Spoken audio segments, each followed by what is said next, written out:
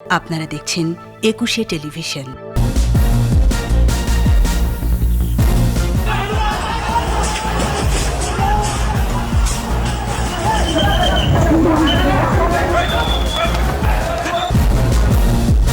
UP নির্বাচনে সহিংসতা নিহত 7, ভোট গ্রহণ শেষে চলছে গণনা। রেন্ট্রি হোটেলে ধর্ষণ মামলায় আপন জুয়েলার্সের মালিকের ছেলে সহ 5 আসামি খালাস, আপিলে যাবে বাদীপক্ষ। দ্বিপক্ষীয় বাণিজ্য দ্বিগুণ করার তাগিদ প্রধানমন্ত্রীর, ফরাসি ব্যবসায়ীদের বিনিয়োগের আহ্বান। জলবায়ু পরিবর্তন তহবিলে আসছে না ক্ষতিপূরণের প্রয়োজনীয় অর্থ, গ্লাসগো সম্মেলনের প্রাপ্তি নিয়ে হতাশ বিশেষজ্ঞরা। দ্বিতীয় সেমিফাইনালে পাকিস্তানের বিপক্ষে জয়ের টার্গেটে ব্যাট করছে অস্ট্রেলিয়া।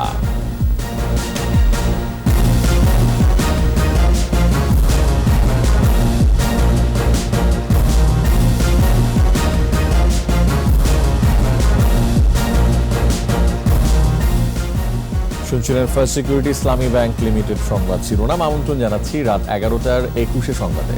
আপনাদের সাথে আছি আমি রিয়াজ হাফিজ। দর্শক, 21 টেলিভিশনের সংবাদ একই সাথে সরাসরি দেখতে পাবেন আমাদের ফেসবুক পেজ www.facebook.com/2124 অনলাইনে। সংবাদ আরও থাকছে। তথ্য প্রযুক্তির অপব্যবহার বন্ধে সজাগ থাকার নির্দেশ রাষ্ট্রপতির, ওয়ার্ল্ড কংগ্রেস অন ইনফরমেশন টেকনোলজির উদ্বোধন।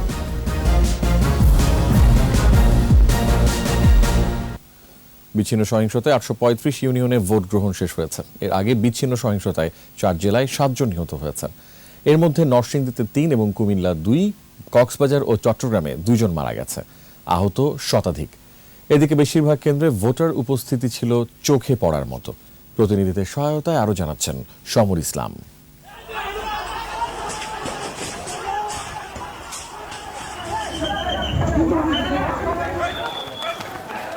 নরসিংদীর রায়পুরার প্রত্যন্ত চরাঞ্চল বাঁশগাড়িতে ভোট গ্রহণ চলার সময় দুপক্ষের সংঘর্ষ হয়। গুলিবিদ্ধ সহ নিহত হয়েছে 3 জন। স্থানীয়রা জানায়, নৌকা ও আওয়ামী লীগের বিদ্রোহী প্রার্থীর সমর্থকদের মধ্যে এই সংঘর্ষ হয়।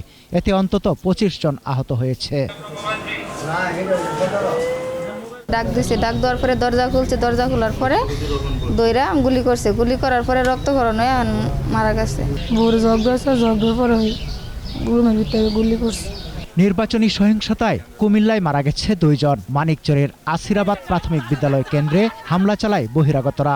এ সময় পুলিশের সাথে সংঘর্ষ হয়। আহত 3 জনকে উদ্ধার করে মেঘনা উপজেলা স্বাস্থ্য কমপ্লেক্সে নেওয়া হলে চিকিৎসক একজনকে মৃত ঘোষণা করেন।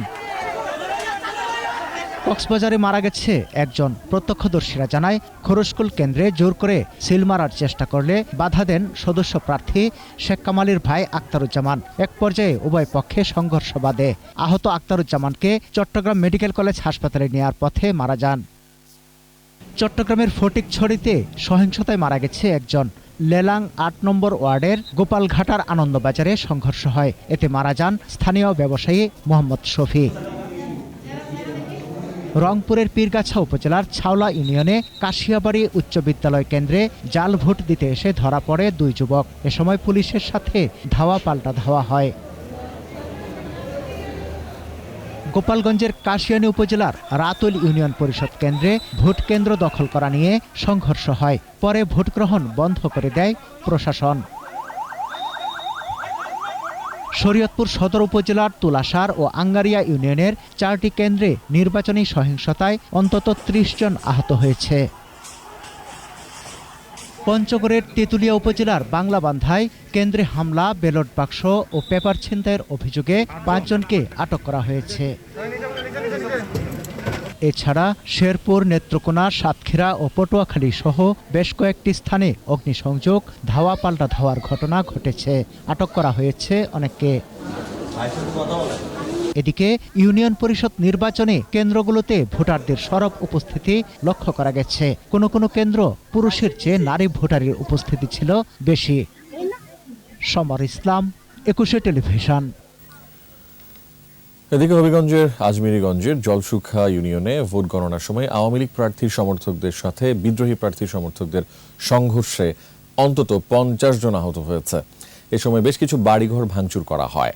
প্রত্যক্ষদর্শীরা জানান 2 নম্বর সরকারি প্রাথমিক বিদ্যালয় কেন্দ্রে ভোট গ্রহণ শেষে আওয়ামী লীগ সমর্থিত প্রার্থী রোকসানা আক্তার শিখা এবং বিদ্রোহী প্রার্থী ফয়েজ আহমেদ খেলুর সমর্থকরা সংঘর্ষে জড়িয়ে পড়ে। এ সময় ব্যালট পেপারে আগুন ধরিয়ে দেওয়া হয়। পরিস্থিতি নিয়ন্ত্রণে পুলিশ রাবার বুলেট ও টিয়ার শেল নিক্ষেপ করে। এখন পরিস্থিতি শান্ত হলেও ব্যালট পেপার পুড়িয়ে ফেলায় কেন্দ্রের ফল স্থগিত করা হয়েছে বলে জানান প্রিজাইডিং অফিসার।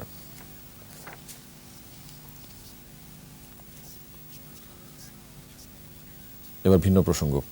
রাজধানীর রেইনট্রি হোটেলে 2 শিক্ষার্থী ধর্ষণের মামলায় আপন জুয়েলার্সের মালিক দিলদার আহমেদের ছেলে সাফাত আহমেদ সহ 5 জনকে খালাস দিয়েছেন আদালত।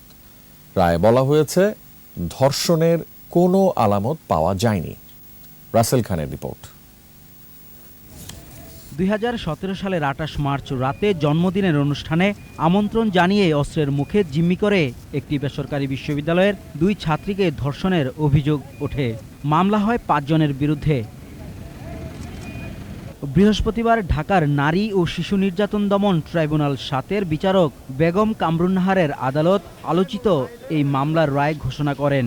রায়ে বলা হয়, অভিযোগ সন্দেহাতীতভাবে প্রমাণিত হয়নি বলে আসামিদের খালাস দেয়া হলো। খালাসপ্রাপ্তরা হলেন সাফাত আহমেদ, তার বন্ধু নাইম আশরাফ ও সাদমান সাকিব, দেহরক্ষী রহমত আলী এবং গাড়ি চালক বিল্লাল হোসেন। একটা মিথ্যা মামলাকে আজকে বিজ্ঞ আদালত এই রায়ের মাধ্যমে সত্য প্রমাণিত হলো, আসামিকে খালাস বেকসুর খালাস প্রদান করেছে।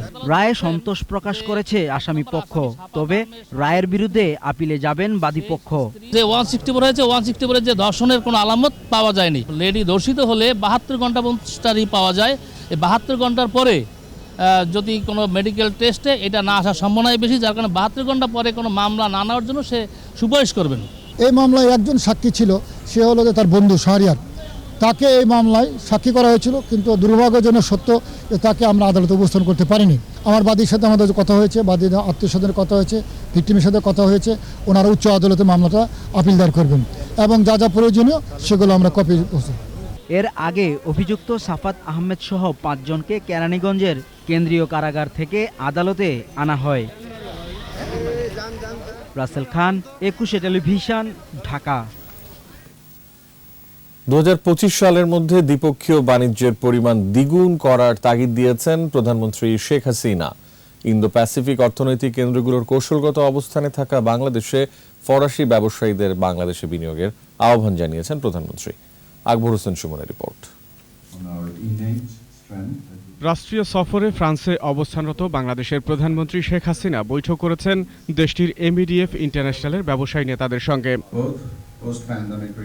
প্রধান অর্থনৈতিক কেন্দ্রগুলোর মধ্যে সেতু হিসেবে কাজ করার জন্য বাংলাদেশ ইন্দো প্যাসিফিক অঞ্চলে একটি কৌশলগত অবস্থানে রয়েছে বলে উল্লেখ করেন প্রধানমন্ত্রী।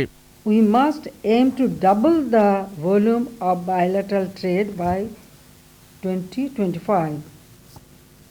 Our export to France also needs to diversify further. Bangladesh stands ready to welcome you to make your business venture grow for our mutual benefit. 2 দেশের মধ্যে দ্বিপক্ষীয় বাণিজ্য বৃদ্ধি পাচ্ছে বলে মনে করেন প্রধানমন্ত্রী।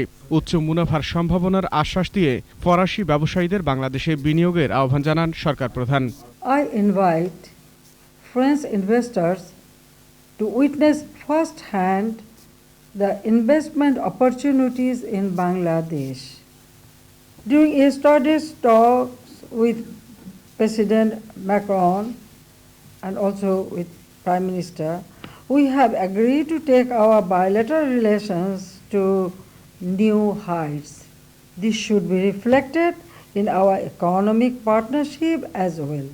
মানুষের জীবন ও জীবিকার মধ্যে ভারসাম্য বজায় রেখে বৈশ্বিক সংকট মোকাবেলায় সরকারের দক্ষতা ও উদ্যোগ তুলে ধরেন প্রধানমন্ত্রী। I look forward to your active cooperation in making that happen. Akbar Hossain Suman, 21 television. বৈশ্বিক তাপমাত্রা কমানোর সুনির্দিষ্ট রূপরেখা মিলেনি। জলবায়ু পরিবর্তন তহবিলেও আসছে না ক্ষতিপূরণের প্রয়োজনীয় অর্থ। এমন বাস্তবতায় এবারের বিশ্ব জলবায়ু সম্মেলন থেকে সন্তোষজনক কিছু প্রত্যাশা করছেন না বিশেষজ্ঞরা। যুক্তরাজ্যের গ্লাসগো থেকে আরও জানাচ্ছেন সাইদুল ইসলাম।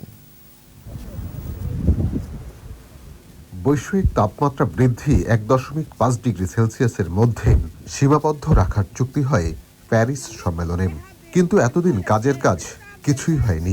তাই গ্লাসগো জলবায়ু সম্মেলনে চুক্তিটি বাস্তবায়নে কার্যকর পদক্ষেপ নেওয়ার দাবি জোরালো হয়েছে। তবে এখনো এ বিষয়ে স্পষ্ট কোনো রূপরেখা মেলেনি। প্যারিস চুক্তি বাস্তবায়ন সহ ধরিত্রী রক্ষায় গ্লাসগো সম্মেলন স্থলের বাইরে বিক্ষুব্ধ বিভিন্ন সংগঠনের প্রতিনিধিরা। এদিকে বৈশ্বিক তাপমাত্রা নিয়ন্ত্রণে কার্যকর উদ্যোগ সহ বিভিন্ন দাবিতে প্রতীকী কর্মসূচি পালন করছেন অক্সফোর্ড বিশ্ববিদ্যালয়ের পরিবেশ গবেষকরা। পরিবেশ ও জলবায়ু বিশেষজ্ঞরা বলছেন, প্রতিবারই প্রভাবশালী ও ধনী দেশগুলো কার্বন নিঃসরণ কমানোর পাশাপাশি ক্ষতিগ্রস্ত দেশগুলোকে ক্ষতিপূরণ দেওয়ার আশ্বাস দেয়, কিন্তু পরে তা বাস্তবায়ন করে না। তারা যে টাকাটা আপনাকে দেবে সেটা পেতে গেলে আপনার দেশে টাকাটা যুক্তিসঙ্গতভাবে খরচ করা হবে, তাতে স্বচ্ছতা আছে, তাতে অংশীদারিত্ব আছে, তাতে জবাবদিহিতা আছে। এই বিষয়ে দক্ষতা বাড়ানোর ব্যাপারেও আলোচনা হবে। আজকে 21 সাল মানে $600 বিলিয়ন আমার প্লেটে থাকার কথা, সেখানে না। আমরা বলেছি এই 100 মিলিয়নের মতো কিপটা কথা বলে লাভ হবে না, তাতে পৃথিবী আন্দোলন শুরু করবে না। আমরা বলছি 5 বছরের টাকা 500 বিলিয়ন তোমরা টেবিলে দাও, তারপরে আমরা উন্নয়ন পরিকল্পনা করব। তারা বলছেন, তাপমাত্রা বৃদ্ধির জন্য চরম মূল্য দিতে হবে পরবর্তী প্রজন্মকেই। তাই বৈশ্বিক তাপমাত্রা যে কোনো মূল্যে নিয়ন্ত্রণ করতে হবে। বাংলাদেশ ক্ষতিগ্রস্ত হওয়া সত্ত্বেও আমরা একটা রেজিলিয়েন্ট কান্ট্রি, ক্ষতি সহিষ্ণু কান্ট্রি অ্যাবজর্ব করে সাধারণ মানুষ এটা করবে। সেটা আমাদের কৃষক, আমাদের নারীরা, এটা গ্রামে গঞ্জে গেলে দেখতে পাবেন কত কাজ হচ্ছে। এবারের বিশ্ব জলবায়ু সম্মেলনে শুধু আশ্বাস নয়, প্রতিশ্রুতির বাস্তবায়ন চান জলবায়ু পরিবর্তনে ক্ষতিগ্রস্ত দেশগুলো। 2015 সালে প্যারিস চুক্তি অনুযায়ী বৈশ্বিক তাপমাত্রা বৃদ্ধির হার নির্ধারণ করা হয়েছিল 1.5 ডিগ্রি সেলসিয়াস। গত 6 বছরে সেই সিদ্ধান্তের কাছাকাছিও যেতে পারেনি বিশ্ব নেতারা। এভাবে বাড়লে 21 শতকের মধ্যে তাপমাত্রা হবে 2.7, আর এটি হলে চরম সংকটে পড়বে সারা বিশ্ব। এবারের বিশ্ব জলবায়ু সম্মেলন থেকে সিদ্ধান্তে আসতে হবে কিভাবে জলবায়ুর তাপমাত্রা কমানো যায়। স্কটল্যান্ডের গ্লাসগো থেকে সাইদুল ইসলাম, একুশে টেলিভিশন। নিচি সংবাদ বিরতি, যখন ফিরছি তখন থাকছে সাম্প্রদায়িক শক্তির সাথে সমঝোতাই এখন বিএনপির রাজনীতি, বললেন ওবায়দুল কাদের। প্রতিষ্ঠা বার্ষিকীতে জাতির পিতার প্রতিকৃতিতে যুবলীগের শ্রদ্ধা, মৌলবাদ প্রতিহতের অঙ্গীকার। আবারও আমন্ত্রণ রাত 11টার একুশে সংবাদে। তথ্য প্রযুক্তির অপব্যবহার ও জালিয়াতি বন্ধ করতে সংশ্লিষ্টদের সজাগ থাকার নির্দেশ দিয়েছেন রাষ্ট্রপতি Mohammad Abdul Hamid. World Congress on information টেকনোলজির উদ্বোধনী আয়োজনে ভার্চুয়ালি যোগ দিয়ে রাষ্ট্রপতি এসব কথা বলেন। আর তথ্য প্রযুক্তি শহর ও গ্রামের বৈষম্য দূর করবে বলে মন্তব্য করেছেন প্রধানমন্ত্রীর আইসিটি বিষয়ক উপদেষ্টা সজীব ওয়াজেদ জয়। আদিত্য মামুনের রিপোর্ট। বঙ্গবন্ধু আন্তর্জাতিক সম্মেলন কেন্দ্রে ওয়ার্ল্ড কংগ্রেস অন ইনফরমেশন টেকনোলজির 25তম আয়োজন। বিশ্বের 85 দেশে তথ্য প্রযুক্তি বিষয়ক মন্ত্রী ও বিশেষজ্ঞরা যোগ দিয়েছেন 4 দিনের এই আয়োজনে। রাষ্ট্রপতি মোহাম্মদ আব্দুল হামিদ ভার্চুয়ালি যুক্ত হয়ে আয়োজন উদ্বোধন করেন। বলেন, ডিজিটাল বাংলাদেশ এখন স্বপ্ন নয়, বাস্তব। উন্নয়নের জন্য তথ্য প্রযুক্তির উদ্ভাবন বা আমদানি যথেষ্ট নয়, বরং এর টেকসই ব্যবহার নিশ্চিত করাও গুরুত্বপূর্ণ। বাংলাদেশের সামনে এখন চতুর্থ শিল্প বিপ্লবে নেতৃত্ব দেওয়ার সময় এসেছে উল্লেখ করে রাষ্ট্রপতি তথ্য প্রযুক্তির সঠিক ব্যবহার ও অপরাধ দমনে সংশ্লিষ্টদের সজাগ থাকার নির্দেশ দেন। তথ্য প্রযুক্তি একদিকে যেমন আমাদের জন্য অবারিত সুযোগের দ্বার উন্মোচন করেছে, তেমনি এর অপব্যবহার ও জালিয়াতির কারণে অনেক চ্যালেঞ্জেরও জন্ম দিয়েছে। পৃথিবীর বুকে আমাদের প্রিয় মাতৃভূমিকে একটি উন্নয়নশীল দেশের মডেল হিসেবে গড়ে তুলতে সক্ষম হব ইনশাআল্লাহ। অনুষ্ঠানে বাংলাদেশের আইসিটি খাত ও এর সম্ভাবনা এবং ডিজিটাল বাংলাদেশের যুগপূর্তিতে নানা অগ্রগতি তুলে ধরেন আইসিটি প্রতিমন্ত্রী। প্রত্যেকটি বিশ্ববিদ্যালয়ে আমরা একটি করে ইউনিভার্সিটি ইনকিউবেশন সেন্টার তৈরি করছি, যেন আমাদের তরুণরা বাংলাদেশকে বিশ্বের বুকে একটি উদ্যোক্তা এবং স্টার্টআপ নেশন হিসেবে গড়ে তুলতে পারে। পরে বিশ্বের ৮৫ দেশের মন্ত্রী ও সমমর্যাদার মিনিস্ট্রিয়াল সেমিনারে অনলাইনে যুক্ত হয়ে বক্তব্য দেন প্রধানমন্ত্রীর তথ্য ও যোগাযোগ প্রযুক্তি উপদেষ্টা সজীব ওয়াজেদ জয়। বাংলাদেশের তথ্য প্রযুক্তি খাতকে সম্ভাবনাময় উল্লেখ করে তিনি বলেন, শহর ও গ্রামের বৈষম্য দূর করবে তথ্য প্রযুক্তি। We have developed our own GRP software, which we are happy to share with you. It is far cheaper. It costs fraction to develop and deploy than anything from Oracle or SAP. 2025 সালের মধ্যে $5 billion আয় করা সম্ভব জানিয়ে সজীব ওয়াজেদ জয় বলেন, গ্রামে গ্রামে internet সেবা পৌঁছে দিতে কাজ করছে সরকার। I believe that Bangladesh will be the next exporter of smartphones, of various other IT services. 4 দিনের ওয়ার্ল্ড কংগ্রেসে 30টি সেমিনার সহ কয়েকটি মিনিস্ট্রিয়াল কনফারেন্স হবে। আদিত্য মামুন, 21 টেলিভিশন, ঢাকা। সাম্প্রদায়িক অপশক্তির সাথে সমঝোতাই এখন বিএনপির রাজনীতি বলে মন্তব্য করেছেন আওয়ামী লীগের সাধারণ সম্পাদক ওবায়দুল কাদের। সচিবালয়ে ব্রিফিংয়ে তিনি বলেন, বিএনপি নষ্ট রাজনীতির চর্চা করছে। স্বার্থান্ধ এবং সাম্প্রদায়িক অপশক্তির সাথে সমঝোতাই এখন বিএনপির রাজনীতি। আমরা আরও বলতে চাই, সরকার নয় বরং ফ্যাসিবাদী চরিত্র বিএনপির রাজনীতিতে সুস্পষ্ট। পদে পদে সরকারের উপর দায় চাপিয়ে নিজেদের ব্যর্থতা আড়াল করার অপচেষ্টা তারা করে। আমি ফখরুল সাহেবের কাছে জানতে চাই, মুক্ত চিন্তা সৃজনশীলতার পর কে রুদ্ধ করেছে? কে আপনাদের কথা বলতে দিচ্ছে না? প্রমাণ সব বলুন। অসাম্প্রদায়িক প্রগতিশীল বাংলাদেশ বিনির্মাণে নেতৃত্ব দেবে যুবশক্তি। প্রতিষ্ঠাবার্ষিকীতে যুবলীগের নেতাদের আহ্বান, উন্নয়নের অগ্রযাত্রা অব্যাহত রাখতে মৌলবাদ রুখতে হবে। আরও জানাচ্ছেন আকবর হোসেন সুমন। মুক্তিযুদ্ধের চেতনায় গণতন্ত্র, শোষণমুক্ত সমাজ, জাতীয়তাবাদ আর ধর্মনিরপেক্ষতার মূলনীতি নিয়ে 1972 সালের 11 নভেম্বর সৃষ্টি হয় আওয়ামী যুবলীগ। বঙ্গবন্ধুর আদর্শে সংগঠনের নেতৃত্ব দেন শেখ ফজলুল হক মনি। সংগঠনটির 49তম প্রতিষ্ঠা বার্ষিকীতে ধানমন্ডিতে বঙ্গবন্ধুর প্রতিকৃতিতে শ্রদ্ধা নিবেদন করে যুবলীগ। সংগঠনটির চেয়ারম্যান শেখ ফজলে শামস পরশের নেতৃত্বে এ আয়োজনে অংশ নেয় কেন্দ্রীয় ও মহানগর নেতাকর্মীরা। একটা অসাম্প্রদায়িক বাংলাদেশ বিনির্মাণে এবং প্রগতিশীল বাংলাদেশ বিনির্মাণে বঙ্গবন্ধুর যেই স্বপ্ন বঙ্গবন্ধু কন্যা বাস্তবায়ন করছে, সেটা আমরা আমাদের এই যুবশক্তি সামনের দিকে আরও এগিয়ে নিয়ে যাবে। বনানী কবরস্থানে 1975-এর 15ই আগস্ট শহীদ যুবলীগ প্রতিষ্ঠাতা শেখ ফজলুল হক মনি ও বঙ্গবন্ধুর পরিবারের প্রতি শ্রদ্ধা জানান কেন্দ্রীয় নেতারা। পরে প্রতিষ্ঠাবার্ষিকীর আলোচনায় যুব সমাজকে বঙ্গবন্ধুর ত্যাগের আদর্শ অনুসরণের তাগিদ দেন আওয়ামী লীগের প্রেসিডিয়াম সদস্য শেখ ফজলুল করিম সেলিম। আজকে যুব সমাজকে সেই বঙ্গবন্ধুর সেই আদর্শটা অনুসরণ করতে হবে। তিনি কোনো ভোগের রাজনীতি করেন নাই, তিনি করেছিলেন ত্যাগের রাজনীতি। উগ্র সাম্প্রদায়িকতা ও মৌলবাদ রুখে দেওয়ার আহ্বান জানান যুবলীগ চেয়ারম্যান। আমরা ওই উগ্রবাদী মৌলবাদী শক্তিকে প্রতিহত করব এবং যখনই এরা মাথাচাড়া দিয়ে উঠবে তখনই তাদেরকে ঘায়েল করতে হবে। অসাম্প্রদায়িক ও প্রগতিশীল বাংলাদেশে যুবশক্তি নেতৃত্ব দেবে এমন প্রত্যাশা কেন্দ্রীয় নেতাদের। আকবর হোসেন সুমন, 21 টেলিভিশন, ঢাকা। মুক্তিযুদ্ধের আদর্শ রক্ষায় এক আলোকবর্তিকার নাম যুবলীগ। বঙ্গবন্ধু নির্দেশে শেখ ফজলুল হক মনির হাতে গড়া দলটি আত্মনির্ভরশীল যুব সমাজ গঠনে এখনও অবিচল। চলার পথে কখনো সমালোচিত, কখনো গণতন্ত্র প্রতিষ্ঠা সংগ্রামে মশাল রূপে জ্বলেছে।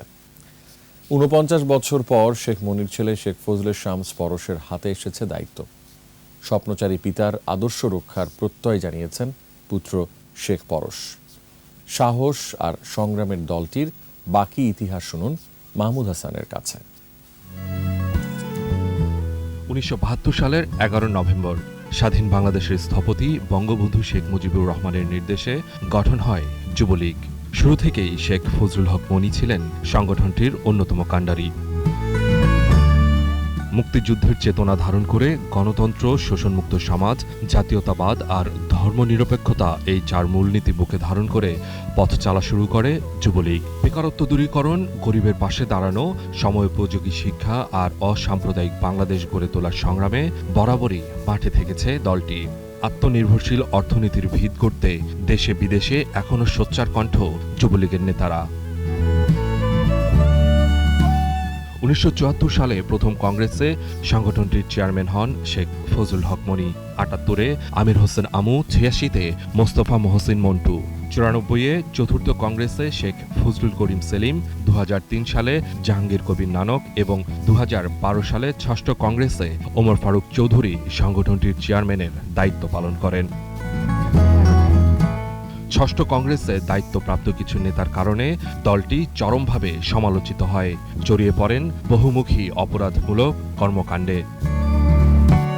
ঐতিহ্যবাহী দলটিকে লক্ষ্যে ফেরাতে গঠন হয় নতুন কমিটি। 2019 সালের সপ্তম কংগ্রেসে শেখ ফজলুল হক মনির বড় ছেলে শেখ ফজলে শামস পরশ চেয়ারম্যানের দায়িত্ব পান, যার বিচক্ষণতা আর ন্যায়নিষ্ঠ দায়িত্বশীলতা বহু আগে থেকেই ছিল প্রশংসিত। সপ্তম কংগ্রেসের মাধ্যমে এই কমিটি এসে আমরা আর একটা ভিন্ন স্ট্রাগল যেটা ফিল করলাম, কোভিড আসলো একই সাথে সাথে আমাদের ইমেজ রিভাইভ করা, এটার একটা স্ট্রাগল। এই চ্যালেঞ্জটা আমরা মোকাবেলা করতে পেরেছি এবং ইমেজ ক্রাইসিস যেটা ছিল সেটা রিভাইভ করার চেষ্টা এবং বৃদ্ধির ক্ষেত্রেও যুবলীগ ভূমিকা রেখেছে। স্বপ্নচারী বাবার যোগ্য ছেলে দীর্ঘ বছরের ব্যবধানে দলে ফিরেছেন। তাহলে কেমন হবে দলটির চলার কাঠামো? মানবিক সমাজ গঠনে কিভাবে, কতটুকু রাখবে ভূমিকা? মানুষের অন্ন, বস্ত্র, বাসস্থান, ইভেন স্বাস্থ্য, শিক্ষা, এইগুলা এনশিওর করা যায়, স্টেবিলাইজ করা যায়। এই স্টেবিলিটিটা সরকারের তরফ থেকে সরকার করছে। আমরা দলীয় সংগঠন থেকেও এই স্টেবিলিটিটা অর্জন করাটা একটা প্রায়োরিটি হিসাবে নিয়েছি। মানুষের পাশে থেকে মানুষ নিয়ে যুবলীগ গণতন্ত্রের পথ হাঁটবে বিস্তীর্ণ বহুদূর। মাহমুদ হাসান, 21 টেলিভিশন, ঢাকা। সাভারের বাগাইল, ধোলাই ও পাকুড়িয়া বিল এবং কর্ণপাড়া খাল রক্ষায় রায় দিয়েছেন হাইকোর্ট। পরিবেশ আইনবিদ সমিতির করা রিটের চূড়ান্ত শুনানি শেষে বিচারপতি KM কামরুল কাদের ও বিচারপতি মোহাম্মদ মাহবুবুল ইসলামের বেঞ্চ এ রায় দেন। জলাশয়গুলোর অবস্থা সম্পর্কে ও দূষণকারী কারখানার বিরুদ্ধে কী পদক্ষেপ নেওয়া হয়েছে তা জানিয়ে প্রতি 6 মাস পর পর আদালতে প্রতিবেদন দিতেও পরিবেশ অধিদপ্তরকে নির্দেশ দেওয়া হয়েছে। ওই 4 জলাশয়ে কারখানার বিষাক্ত ও ক্ষতিকারক বর্জ্য নিঃসরণ বন্ধে ও জলাশয়গুলো রক্ষার নির্দেশনা চেয়ে বেলা 2011 সালে রিটটি করে। সাবেক স্পিকার হুমায়ুন রশিদ চৌধুরীর 94তম জন্মবার্ষিকী উপলক্ষে আলোচনা সভা হয়েছে। রাজধানীর শ্রমভবন মিলনায়তনে আয়োজিত আলোচনায় ভার্চুয়ালি যোগ দিয়ে রাষ্ট্রপতি আব্দুল হামিদ বলেন, মুক্তিযুদ্ধের সময় পাকিস্তানি কূটনীতিক থাকা অবস্থায় পক্ষ ত্যাগ করে বাংলাদেশের জন্য লড়েছিলেন হুমায়ুন রশিদ চৌধুরী। সভায় বক্তারা বলেন, 1975 সালে 15 আগস্ট জাতির পিতাকে সপরিবারে হত্যার পর জার্মানিতে রাষ্ট্রদূত থাকা অবস্থায় বঙ্গবন্ধুর 2 কন্যাকে আশ্রয় দিয়েছিলেন হুমায়ুন রশিদ চৌধুরী। পরে তাঁরই উদ্যোগে ভারতে তাদের রাজনৈতিক আশ্রয়ের ব্যবস্থা করা হয়েছিল।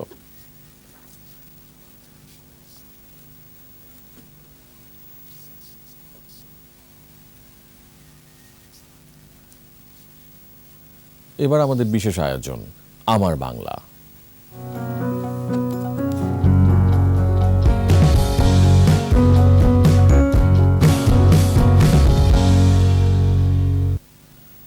একাত্তরে সিলেটের তারাপুর চা বাগানে গণহত্যা চালিয়েছিল পাকিস্তানি হানাদাররা। দীর্ঘদিন এই গণহত্যার ঘটনাটি ছিল আড়ালে। নির্মম এই ঘটনাটিকে ইতিহাসের স্মারক হিসেবে সংরক্ষণের দাবি শহীদ পরিবারের।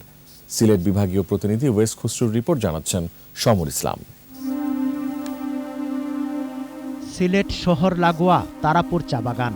71-এ মুক্তিযুদ্ধ শুরু হলেও বাগানের ভেতরে পাকিস্তানিদের যাতায়াত না থাকায় সে সময়ের সেবায়েত, রবীন্দ্রগুপ্ত পরিবার পরিজন এবং বাগানের কর্মকর্তা ও কর্মচারীদের নিয়ে বসবাস করছিলেন। 71-এর 18 এপ্রিল প্রতিদিনের মতো কাজে নামে শ্রমিকরা। এ সময় রাজাকারদের সঙ্গে নিয়ে বাগানে ঢোকে পাকিস্তানি সেনারা, চালায় নির্মম নির্যাতন, হত্যা করে 39 জনকে। হত্যার পর মৃতদেহের স্তূপ আগুন দিয়ে জ্বালিয়ে দেওয়া হয়। সবরে একসাথে নেওয়া হয়েছে। তারপরে আমাদের এইখানে যে এখন বর্তমান আমাদের মালিচড়া যে বড় বাংলা আছে সেখানে নিয়ে আর কি তাদেরকে হত্যা করা হয়েছে। লাইন ধরছে তারা 8 নম্বরে লাইন ধরিয়া তারা মারা গেছে। 2 জন ফেরত আইছে আইয়া তারা আমার তাড়াতাড়ি কইছে তোমরা এখন জান বাঁচাও, নাহলে তারা আবার ফিরিয়ে আইতে পারে। তারা স্বাধীনতার দীর্ঘদিন পর বাগান কর্তৃপক্ষের উদ্যোগে এই গণহত্যার ইতিহাস খোঁজা হয়। এ নিয়ে এখনো গবেষণা চলছে। এরই মধ্যে শহীদদের তালিকা করে সেখানে স্মৃতিচিহ্ন করা হয়েছে। নতুন নতুন তথ্যগুলো উদ্ভাবন আমরা পাইলাম, যেটা মানে রুম শৈলে কাঁপিয়ে ওঠে। আমরা বাগানের পক্ষ থাকি এখানে একটা শহীদ মিনার করছি। এখানে যে 39 জন মানুষ মারা গেছে, এছাড়াও নামে বেনামে অনেক মানুষ মারা গেছে, আহত হয়েছে। তথ্যগুলো সংগ্রহ আমরা করছি।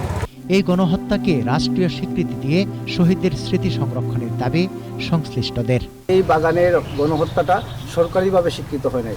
আমরা এই কারণে একটা আবেদনও করেছি যে এটা সরকারিভাবে স্বীকৃতি দেওয়ার জন্য। শুধু তারাপুর গণহত্যা নয়, এই অঞ্চলের সকল গণহত্যার একটি সঠিক ইতিহাস মানুষের সামনে সরকারিভাবে উঠে আসুক। স্বীকৃতি না পাওয়ায় মুক্তিযোদ্ধা ভাতা সহ অন্যান্য সুবিধা থেকে বঞ্চিত শহীদ পরিবারের সদস্যরা। সমর ইসলাম, 21 টেলিভিশন। নিচ্ছে আরো একটি সংবাদ বিরতি। যখন ফিরছি তখন থাকছে সমুদ্র সম্পদ রক্ষায় আরও সচেতন হওয়ার আহ্বান, পাঠ্যসূচিতে ব্লু ইকোনমি অন্তর্ভুক্তির তাগিদ। জলবায়ু সংকট উত্তরণে যৌথভাবে কাজ করবে যুক্তরাষ্ট্র ও চীন, স্বাগত জানিয়েছেন পরিবেশবাদীরা। আমন্ত্রণ আবারও রাত 11টার 21 সংবাদে। সমুদ্র সম্পদ আহরণ ও সুরক্ষায় সক্ষমতা বাড়ানোর পরামর্শ দিয়েছেন বিশেষজ্ঞরা। তারা বলছেন সচেতনতা বাড়াতে বিষয়টি পাঠ্য বইয়ে অন্তর্ভুক্ত করা যেতে পারে। আর নীল অর্থনীতির উপর মৌলিক গবেষণা দরকার বলছেন পরিকল্পনা মন্ত্রী। তৌহিদুর রহমানের রিপোর্ট।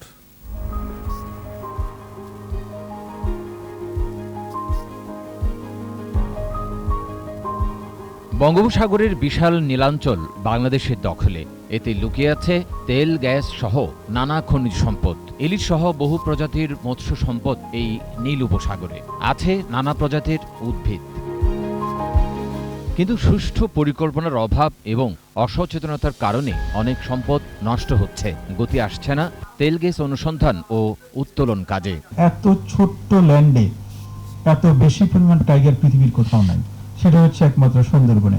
গাঙ্গেটিক ডলফিন থেকে আরম্ভ করে আমাদের অনেক ধরনের অ্যানিমেল ডাইভার্সিটি সুন্দরবনে আছে। জাতীয় প্রেস ক্লাবে সেভ আওয়ার সি বাংলাদেশ আয়োজিত সেমিনারে বিশেষজ্ঞরা জানালেন, বঙ্গোপসাগরে পর্যটনেরও আছে বিরাট সম্ভাবনা। আমাদের যে রিসোর্সগুলো রয়েছে সেগুলোকে কিভাবে প্রপারলি আমরা ইউজ করতে পারি এবং দেশীয় আন্তর্জাতিক পর্যটকদেরকে আকৃষ্ট করতে পারি, যার মাধ্যমে তৈরি হবে বাংলাদেশের কর্মসংস্থান।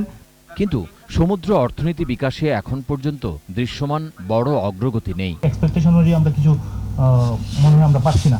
ব্লু ইকোনমি নিয়ে সরকারের নানা উদ্যোগের কথা জানালেন পরিকল্পনা মন্ত্রী। এ বিষয়ে মৌলিক গবেষণা হওয়া দরকার বলেও মনে করেন তিনি।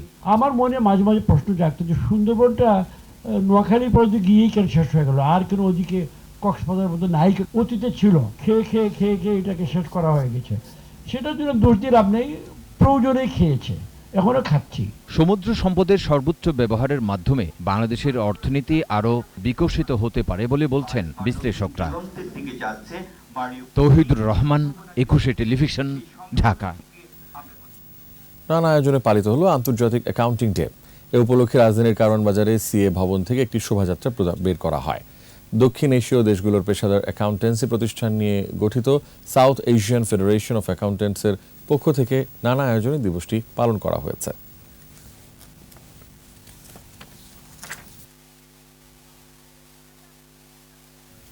স্বাধীন বাংলাদেশে প্রতিষ্ঠিত পদাতিক বাহিনীর ২য় রেজিমেন্ট বাংলাদেশ ইনফ্যান্ট্রি রেজিমেন্টের ২০২১ ব্যাচ রিক্রুটদের প্রশিক্ষণ সমাপনী কুচকাওয়াজ ও শপথ গ্রহণ প্যারেড হয়েছে। রাজশাহী সেনানিবাসে আয়োজিত প্যারেডে অংশ নেন ১,৬৬৬ জন রিক্রুট সদস্য। আর্মি ট্রেনিং অ্যান্ড কড্রিন কমান্ডের GOC lieutenant general S M. Matiur Rahman প্রধান অতিথি হিসেবে নবীন সেনা সদস্যদের সালাম ও অভিবাদন গ্রহণ করেন। পরে তিনি প্রশিক্ষণ চলার সময় বিভিন্ন বিষয়ে কৃতিত্বের স্বাক্ষর রাখা নবীন সেনা সদস্যদের হাতে পুরস্কার তুলে দেন।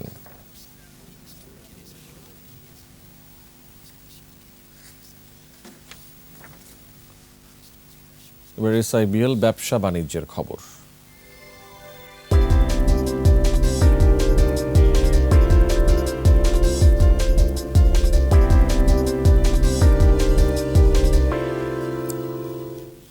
জয়পুরহাটে যাত্রা করেছে এক্সিম ব্যাংকের 133তম শাখা।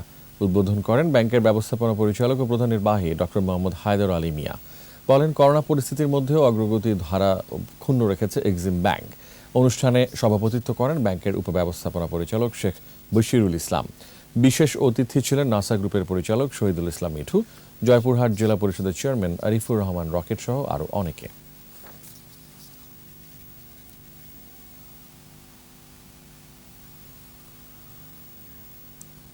হিরো মোটোকর্প আয়োজিত বাইক মেলায় অংশ নিয়ে গাড়ি জিতে নিলেন রাজশাহীর মোশাররফ হোসেন। বিজয়ের হাতে টাটা ইন্ডিগোর গাড়িটি হস্তান্তর করেন কোম্পানির head of global business Sanjay ভান ও চেয়ারম্যান আব্দুল মাতলুব আহমদ। এ সময় সঞ্জয় ভান বলেন, গ্রাহকদের জন্য সবসময় সেরা অফারটি নিয়ে আসে হিরো মোটোকর্প। আর বাইক মেলাকে প্রতিষ্ঠানের অনেক বড় সাফল্য হিসেবে উল্লেখ করেন প্রতিষ্ঠানের চেয়ারম্যান আব্দুল মাতলুব আহমদ। গ্রাহকদের বিভিন্ন ধরনের আকর্ষণীয় উপহার ও গাড়ি জেতার সুযোগ করে দিতে চলতি মাস জুড়ে বাইক মেলার আয়োজন করেছে হিরো মোটোকর্প। শেষ করছি রাত 11টার 21 সংবাদ। তবে যাবার আগে ফার্স্ট সিকিউরিটি ইসলামী ব্যাংক লিমিটেড সংবাদ শিরোনামগুলো আরও একবার। ইউপি নির্বাচনে সহিংসতায় নিহত 7, ভোট গ্রহণ শেষে চলছে গণনা। রেন্ট্রি হোটেলে ধর্ষণ মামলায় আপন জুয়েলার্সের মালিকের ছেলেসহ 5 আসামি খালাস, আপিলে যাবে বাদীপক্ষ। দ্বিপক্ষীয় বাণিজ্য দ্বিগুণ করার তাগিদ প্রধানমন্ত্রীর, ফরাসি ব্যবসায়ীদের বিনিয়োগের আহ্বান। জলবায়ু পরিবর্তন তহবিলে আসছে না ক্ষতিপূরণের প্রয়োজনীয় অর্থ, গ্লাসগো সম্মেলনের প্রাপ্তি নিয়ে হতাশ বিশেষজ্ঞরা। টি-20 বিশ্বকাপের ফাইনালে অস্ট্রেলিয়া, শ্বাসরুদ্ধকর ম্যাচে পাকিস্তানের হার।